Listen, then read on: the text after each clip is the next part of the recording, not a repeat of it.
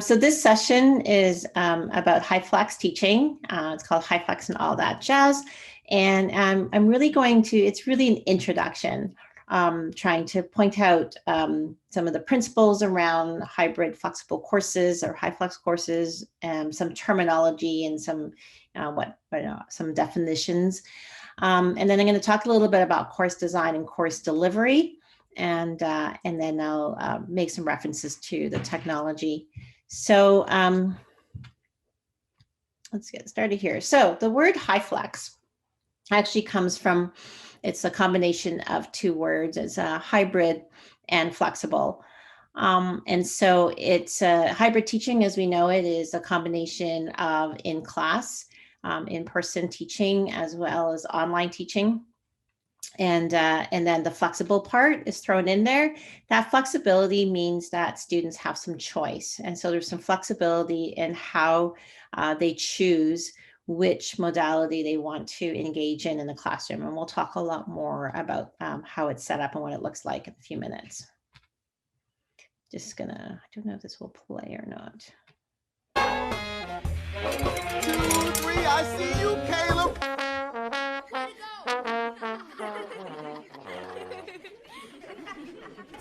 Connie knows what I mean. Right, Connie? I'm 12. Sorry to interrupt, Mr. Gardner. You're doing my ears a favor. Hey! Not you, though. You're good. A full-time job. So you're going to tell them yes, right? Please say yes. Yeah, definitely. I would die a happy man if I could perform with Dorothea Williams. Oh, well, this could be your lucky day.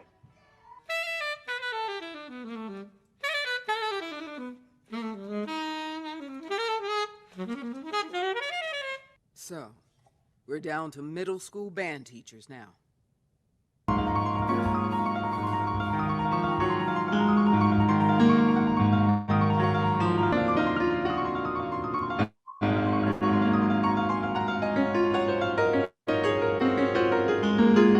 Get a suit, Teach. A good suit. Back here tonight, first show's at 9, sound checks at 7.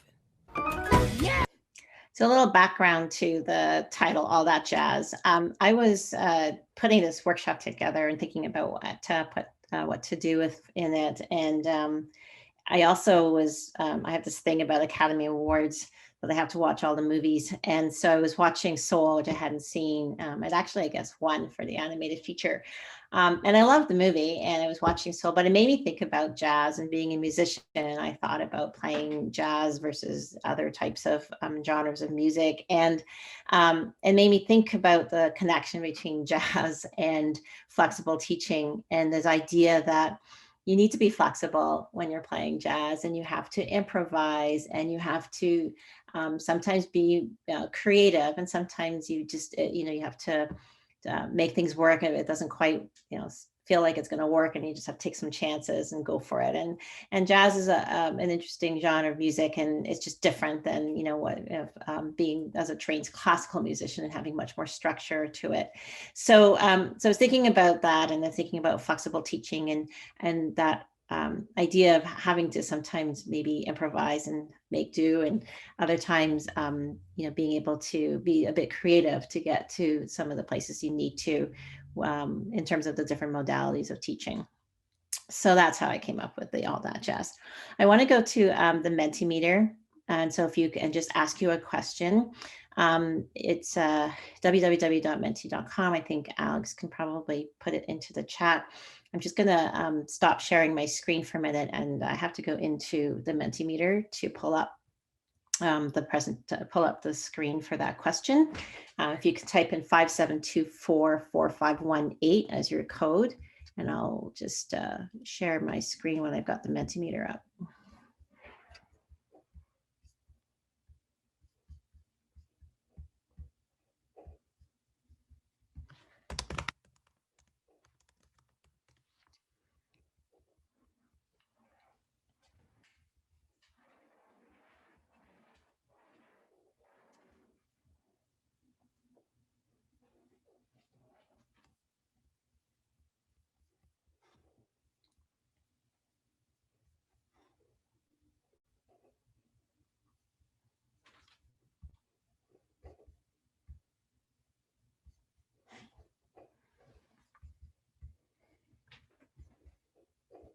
Okay.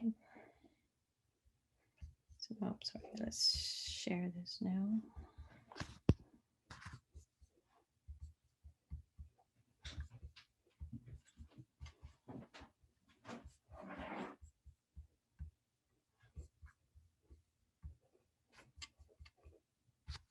Not sure. Oh, there we go.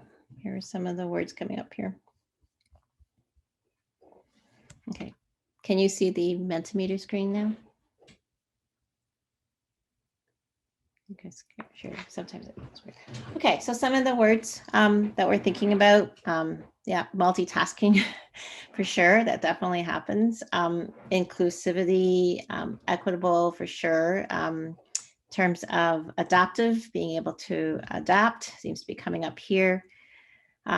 Engaging. So that's an important aspect of flexible teaching, is ensuring the engagement of students. What else do we see here? Relationships. I guess student, thinking of, I don't know what they mean by relationships. I'm thinking of student faculty interactions are really important. Having options, accessibility, we're going to talk about that in a minute. And inclusive, yeah. So those are for sure. Someone's got fun in there, fairly large. So hopefully people do think it's fun. But it's an interesting that some of those words mean quite a bit in terms of flexible teaching. So that's great. Okay, I'm going to close this and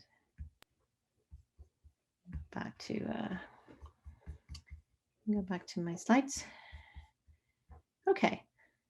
Thanks for that. So we have different course models that we're pretty familiar with. So most of you, obviously, the two that we're most familiar with right now would be fully in person and fully online. And probably since a year ago, having to teach fully online now, I think we're probably a lot more comfortable. If we weren't comfortable before, we're definitely more comfortable with fully online, teaching fully online. I'm just going to ignore blended and hybrid for a minute because I'm going to go with our definition at Seneca. So hybrid at Seneca means that 30% or more of your course is taught online, and you have a combination of in-class and online. And so, we've, prior to being off campus, we did have hybrid courses that were identified and being taught as hybrid. And they would be in class, there'd be a scheduled time for the in classes, and then there'd be probably mostly asynchronous type materials that were provided for students to work asynchronously online. So that would be hybrid. And HyFlex is kind of the opportunity to, as I said, combine hybrid with the flexibility of choice. So now a student can choose to take a class in person, they could take a class online and be in that scheduled class, or they can take part asynchronously. So they have those three options for them. And so it means that they can take a scheduled time, or they can do it at their own time. So that's where HyFlex fits in there.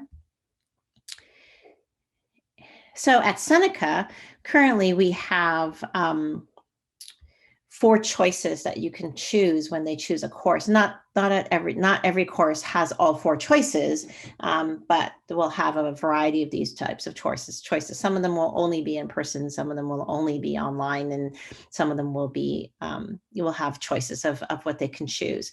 But I wanted to show you the definitions that Seneca is using for these modes of learning. So in an in-person, if they choose an in-person class, it means that programs or the courses are fully in person, and that requires the students to come to campus to take those courses. If they choose online, students are learning remotely. They're not required to come to campus. And the online learning can be synchronous, like scheduled online class times with professors, or they can be asynchronous, where there's actually no scheduled class time and the learning is independent, or it could be a combination of the two. Hybrid choice, as I said before, some parts of the program are online and others are in person. Students will need to come to campus for the part of the program that is required for them to be there in person. So that's the hybrid model. And then we have the flexible, which is new. And this flexible is a HyFlex model, which means that they were going to be taught in a new flexible classroom. So with the technology, using that innovative learning spaces, the professor is now going to teach students in the classroom or lab, and they're going to broadcast to students online at the same time. So the students that are online are also there at the same time as students that are in person.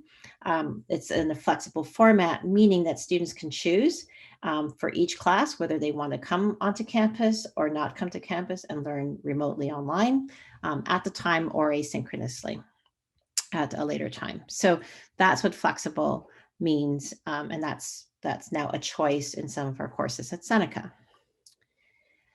So I just like to show different diagrams. There's a lot out there around HyFlex, and sometimes different pictures make it a little clearer as to what it looks like. But as I said before, HyFlex classes is combining elements of both the online and classroom-based learning. And it gives the students the opportunity and the freedom to study when and where they want to, based on their own needs, their own desires, and their own preferences. So they can take a class online, in classroom, and it says here both, because there is a possibility that you could bring devices to classrooms and actually connect with people who are remotely joining that class. So if you brought a device to class with you, you could actually hold a class where students can interact with students that are online as well. So there's those types of scenarios can be for your classroom setup. And then as again, they can choose daily, weekly, or by topic. Okay, so this brings about some benefits and challenges for flexible teaching. And obviously, in terms of the benefits, the number one benefit, of course, is the choice, the opportunity to choose when to go to class and when to attend online. There is some opportunity here for some deeper learning, because we have to provide some more learning resources. They have to be available for the different modes. And so sometimes I think it's an opportunity for us to have some deeper learning. I think the use of those additional learning resources that are now available for all modes to review at any time provides a much richer learning environment than if you just had one mode. And I think that we've been talking a lot in terms of online about teacher presence, communication, building community. And this is a really good opportunity for faculty to engage with students between regular class sessions, really checking in on them and checking on for questions and clarifications and discussions. And so this engagement can continue on between the classes, the actual scheduled classes. Now, the challenges that come along with flexible teaching, you'll probably get more of this as we talk more about the course design delivery. But obviously, classroom management is going to be an issue, because now you have a remote synchronous group, and you will have an in-person group, and you've got to teach to both groups at the same time, as well as ensuring that someone who is going to join asynchronously later on still has the same kind of learning experiences. So the classroom management piece can be tricky, and you have to think about it as you plan. The time. There is some, I think we've done a fair amount of work on adapting our courses from face-to-face to online where we had to. And so having, in-person activities, online activities, thinking about all of that will actually reduce the course designs of flexible teaching. Just combining the two things, just need to think a little bit more about the modalities. But there is probably some time involved there. And then I think assessments based on this morning's sessions is a fairly hot topic. We've been talking a lot about alternative and authentic assessments, but maybe some more considerations around the three modes of assessments. And then the use of technology. There's a really great session that's going to happen in the fourth time slot today, that we'll talk more about the use of technology in the classroom for flexible teaching. I don't have the time to go through the technology, but it's probably a given that in order to teach, you're going to need a different kind of setup in your classroom. And so IT's done a really great job of outfitting classrooms with this technology, and they have a session that will talk a little bit more in detail of the use of that technology and how it works. So HyFlex isn't new in terms of institutions, in around the world, and even in Canada and in the States. There are many universities and colleges that are using the HyFlex model for particular programs, courses, and so it's been around. It was introduced by Brian Beatty University of San Francisco in 2007. So, there's quite a lot of research and quite a lot of data around HyFlex models. Brian Beatty has quite a lot of resources. If you see any resources by him, they're solid resources because he's been at it for a while, and he's the person who introduced the idea of hybrid flexible courses. And so he has these 4 principles, and I'm going to talk about these 4 principles right now because I think they're important when it comes to developing learning goals, instructional goals, and providing some strategic direction for selecting the right instructional strategies and the right activities to implement those strategies.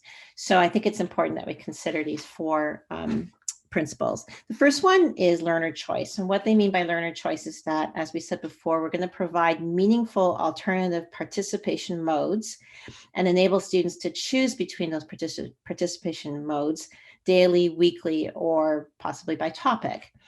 And so remember that the primary reason that we have a HyFlex course is that we need to give students choice in how they complete course activities in any given day or week or topic. And without that meaningful choice, there really is no flexibility, and therefore there's no HyFlex. So without flexibility, then you really just have like a standard hybrid course. So what you need to do is you have to really think about how to implement this principle. So how are you going to provide participation choice to students, and that they will be able to find out or figure out the best way of learning a set of content, just whatever mode that they choose to go to. So that learner choice is a major principle of HyFlex modeling, of the HyFlex model. The second one is equivalency, and that's saying that you're going to provide learning activities in all participation modes, which will lead to equivalent learning outcomes. So all alternative participation modes should lead to equivalent learning. And so by providing an alternative approach to students, if they don't learn, as much as the person who's in class, for example, if they're online, or the person online learns more than the person who's asynchronous online, then it's going to be, they have inferior learning, which we can't have. So you have to ensure that no matter what they participate in, that you're going to end up having achieving the same learning outcomes. So equivalency does not actually imply equality, which means that the online learning experience, for example, it's going to be less socially interactive as a classroom-based discussion. However, you can still challenge them to reflect on their learning, on the content, contribute to ideas to the discussions. They can still interact with the ideas from their peers. So you're giving them, this not necessarily exactly the same learning experience, but again, that they're going to have an equivalent learning. They're going to achieve the equivalent learning outcomes, and so that's the equivalency principle. The third one is reusability. And what they mean by reusability principle is that you can use artifacts from learning activities in each participation mode as learning objects for all students. And so, for example, there are many class activities that you might do in a classroom that can be captured and represented in an online form for online students. So you could have podcasts or a video recording or a discussion transcript. Maybe there's presentation files and handouts. And so all of these form of these things that take place in a classroom can also be represented in a different form for an online student. But an online student might actually have activities similarly that are meant for online, such as chats or asynchronous discussions, file postings, peer reviewing. Those can all happen online by students, but again, they're meaningful learning supports for in-class students as well. And so they can provide review materials for online students. So but all these materials that are reused in both the online and in classroom, but all these sort of representations of different activities can actually be useful for both all students who take the class, and maybe especially for reviewing after the class session is finished. Accessibility principle is probably not surprising, and it's there, but it's equipping students with technology skills and equitable access to all participation modes. So the first part of accessibility, meaning that students obviously can't effectively participate in class activities or in one of the other modes if they're not actually equipped to do so. So students will need the technologies, our classrooms need the technology. So basically, if you're going to offer flexible participation, you want to make sure it's actually a real option for the students. The second part is, not surprisingly, that we need to make all of our course materials and activities accessible to and usable for all students in the classroom. So if you follow these 4 guiding principles, you're likely to implement these values and provide an effective learning opportunity for all students, just, no matter whether wherever they're located, and no matter which path they chose through the course. Okay. So a hybrid flexible course design is thinking about delivering the student-directed multimodal learning experience. So how do you deliver the course in considering the multimodal learning experiences that we have to provide? So I wanted to talk about HyFlex design, but let's just think about what we're dealing with. So you're going to have a classroom environment and you're going to have the online environment. And some days you're going to have some students in class, some students that are online at the same time. And you're also going to have some that chose to engage asynchronously. So they might come in and look at the course later. Now, next day you walk in and you've got a different set of students in your class. You have less in class, maybe you have more online in class, and then you have a bunch that decided to take asynchronously. So just keeping in mind that you're going to have some attendance patterns that are going to be different in each of those modes every day. Now, there is going to be a pattern that will probably start to emerge as you start teaching the course. You'll start to realize the same students who are on campus that day are going to continue to be in your classroom in person, and there's going to be some who continually will more likely be online or remote, synchronous, and then there are a couple that will maybe choose asynchronously. So you'll find there's a pattern. In the research that they've seen, most students actually have, most of your students, or the highest number of students that are synchronous in person, and then some remote, and actually very few actually pick the asynchronous. And so I think that may be an option if they really can't make it to class or there's a reason that they can't be there. So you'll see those sort of attendance patterns, and it makes it difficult for you to plan your courses, but it also just an awareness that this could change every day, but you will probably start seeing a pattern. So I'm going to talk about course design first, and then we'll talk about delivery in a bit. And so when you're thinking about course design, there actually isn't really that much different than what we know in terms of designing a course for in person and online recently. We've been doing more designing of courses that are online. So you're going to present your content effectively. You want to engage learners with all kinds of great learning activities, and you want to choose some authentic assessments to evaluate the student learning. The only thing is now you're going to try to achieve all these and no matter what format you've chosen, that the student has chosen. So for all participation formats, you want to have all these things, three things attended to. So that's the difference here. So the course design steps, really, again, not that much different from what you think about in terms of course design. You'll have your course outline and you have your student learning outcomes. We can't change those, so you're going to start there. And then you're going to take a look at planning student learning activities. So you're going to start thinking about the content and how it's going to be and what the interaction with the students are going to be in those 3 modes. And then you're also going to create an assessment plan to assess the learning outcomes, again, in those 3 modes. And then lastly, I added in this 4th step, which is because HyFlex course design is new to Seneca, I think it would be important that we process and review process the evaluation, evaluate the process and review what happened and the student experience. And so it would help us with some information to do some revisions for the future. So as I said, you're going to start with your learning outcomes. Not surprisingly, what are your student learning outcomes? But now you're going to add that question, how can these outcomes be met effectively in all provided student participation modes?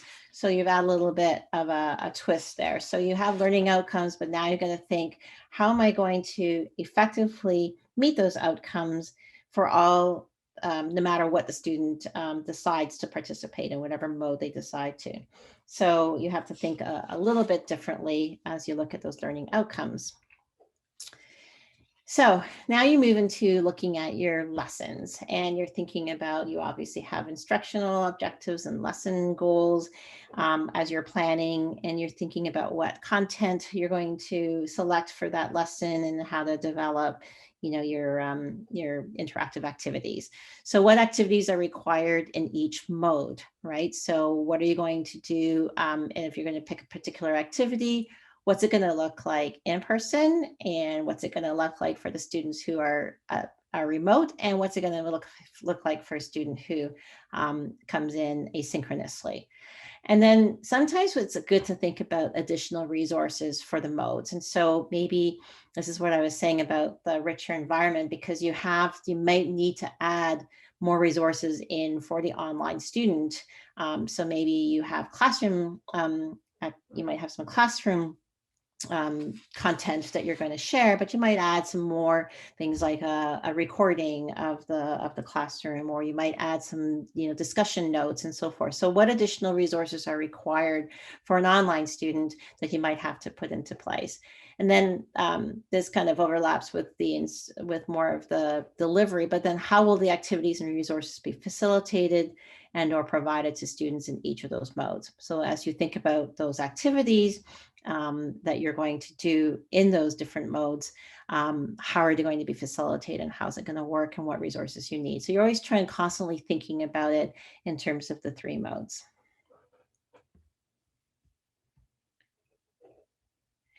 And then this is probably one of the tougher parts of the planning, is the assessment.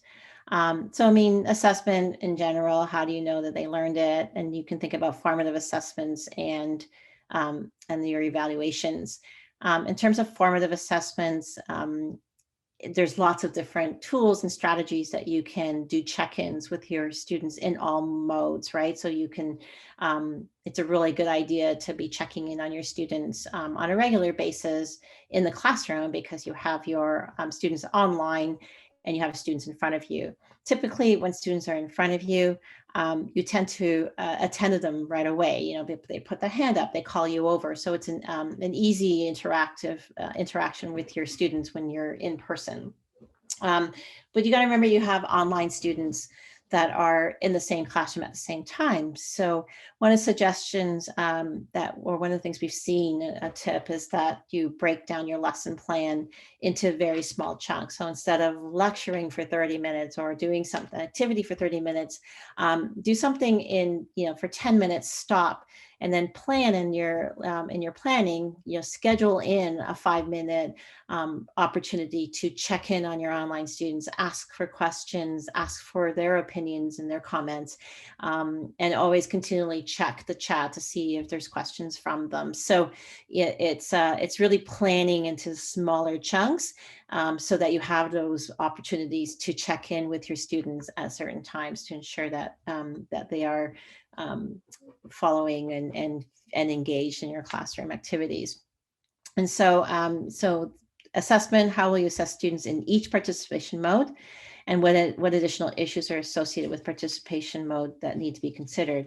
So one of the problems with assessment is that you can't have an assessment that isn't accessible in all 3 modes. So if you have a proctored test in person, that's not going to work, because you can't do that for the other 2 types of modalities. And so you're looking more at authentic assessments, things like projects and types of assessments that you can do in a particular time period so you have to think of those considerations. So when you think about the assessments, you have to think about the different times and places, and maybe what different methods are going to be used for students participating in the different modes, but remembering that that assessment has to be the same, with the same outcome, or the same type of assessment is given to all 3 modalities. So that's a little tougher one. We don't have time to really go into assessment planning, but it's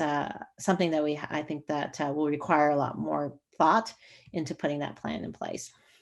when you're finished designing your course, we still really want to use this quality framework. I know this quality framework is only for online course design and delivery, but we feel very strongly that all 9 of these points in the rubric will actually be useful for those who are designing HyFlex courses as well. So we want to continue using this quality framework, but on the guide, we are planning to add more information for those who are designing and delivering a HyFlex course or a flexible course.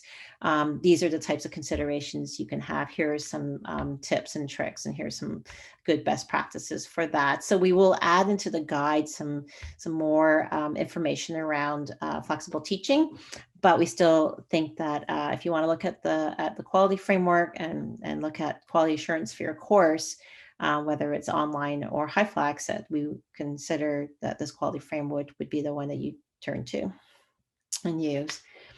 So there's sort of, as I said, 3 parts to this. There's the course design, there's the course delivery, and the technology. So I talked very briefly when I kind of blew through, but introduced you to things you need to consider when you're looking at course design. I want to talk about teaching HyFlex courses for a bit, and then offer some tips to think about in terms of delivering HyFlex courses. And then, as I said, the technology, I'm not going to talk about the technology, but for all this to happen, the technology has to be in place. And as I said, the session by Alvin and Jason this afternoon would delve more into the use of the technology. And then once you're comfortable with the technology, you probably want to revisit some of the things I talk about so that you can sort of think of, you can make those connections as how you can make things happen, knowing that you have the technologies in place in your classroom.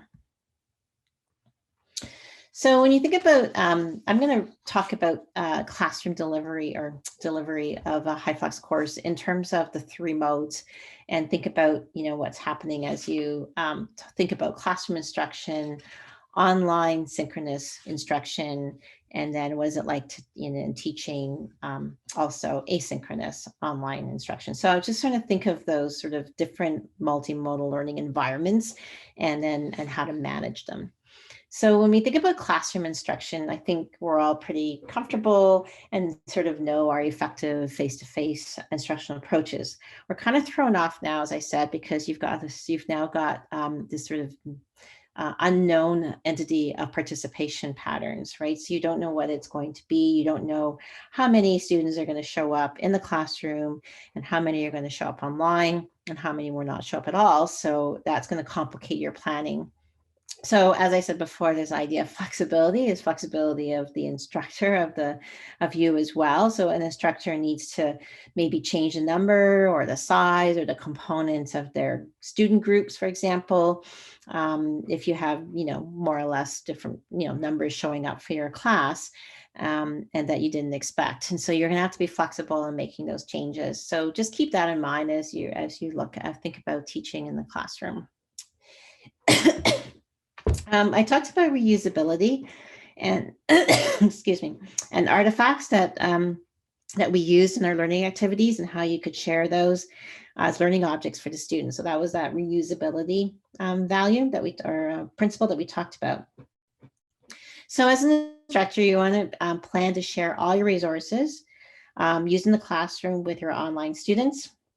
And this should be pretty easy using Blackboard. But additionally, you may want to think about, recording and archiving activities in the classroom for students to be able to review later. That would be useful. And again, referring to the installed technology that Alvin and Jason will have in place to help you achieve that. The continuous challenge, I think, in teaching in the HyFlex or flexible teaching is to ensure that all your students are actually engaged in one single learning community, regardless of what the participation mode is. So it's really making an effort to build a learning community. Now, I know we've been trying to do that with our online courses as well. We talk about creating learning communities, and it is challenging, but you have the additional challenges of HyFlex in doing this. So you really want to do everything you can to support the development of a learning community for all students, regardless of which mode they choose to participate in. So that's really important. And I think if you think back to what would make that happen, I think you still have to go back and think about that learning community means providing meaningful and relevant content, engaging your students in memorable learning experiences, and always continuously thinking and always thinking about assessing the learning and how to adapt your instruction to meet your students' needs. And so I think this is the key to the learning community. It is a challenge that we need to always be aware of and think very carefully about as we do our planning and delivery for HyFlex courses. So now let's move to the synchronous online instruction. And we're back to the same thing: content, engagement, and instruction. And we've done a lot more in the last year. So we're no longer like new to, for some of us, new to online teaching. That isn't really the case, and not new anymore. But we do have to think about, in terms of the online instruction, what happens in HyFlex. So in HyFlex, remember that you are doing synchronous online instruction at the same time as having the students in the classroom. So you need to be able to teach effectively to this online synchronous setting, which is really making sure that you always pay attention to their presence. As I said, giving them time to engage, and giving that time for them to engage in the learning, scheduling in those blocks to work with them so that you don't, ignore them, and making sure that they are part of the conversations, of the learning conversations going on in your classroom. So that's really paying attention to that synchronous online group in your classroom that's there as part of your classroom as you're teaching. And then the last group is the online asynchronous instruction. And again, it's not satisfactory to just say, well, I've recorded my course, or I've recorded my class, and I'm going to post that. And so the students who weren't there get to see, can watch a recording of the class. Or I'm just going to post my slides, or post a recording of a lecture. That's not online asynchronous instruction. So in this case, you want to ensure that you and look at types of formats of sharing resources: text, video, and audio. And you want to ensure that you provide lots of informational resources for the students in those modes, different forms of representation. It's really helpful to always have a discussion forum going that you can use. Opportunities for them to interact, the same as the students have interacted and had discussions in their classroom, in the classroom situation. And also, I think it's important that you provide a place for them to ask questions. So you weren't in class to ask you questions, so you want to be able to provide them the opportunity to ask questions and for clarifications and so forth. So always provide an area for them to have questions for you.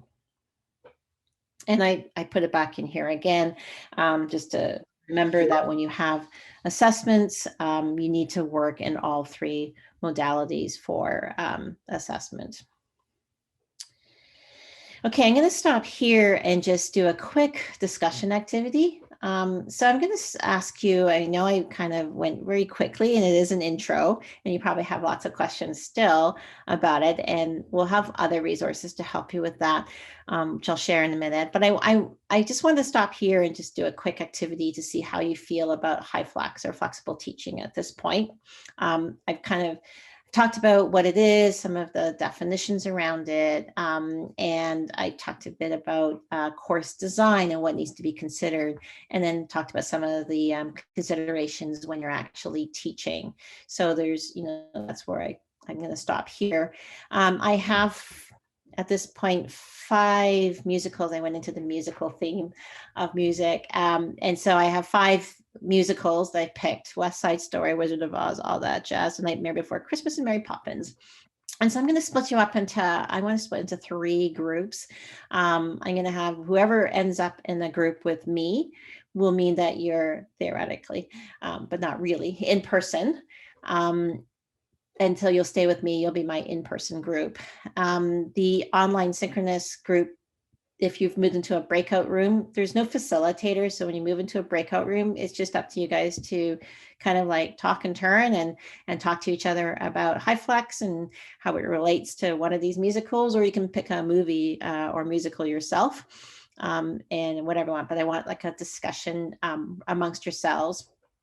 And then the third group, whoever stays in the main room with me, I'll share I'll get a couple people to be the online asynchronous group. So those they will actually go into something called dot storming, and they can go in and actually vote for their musical.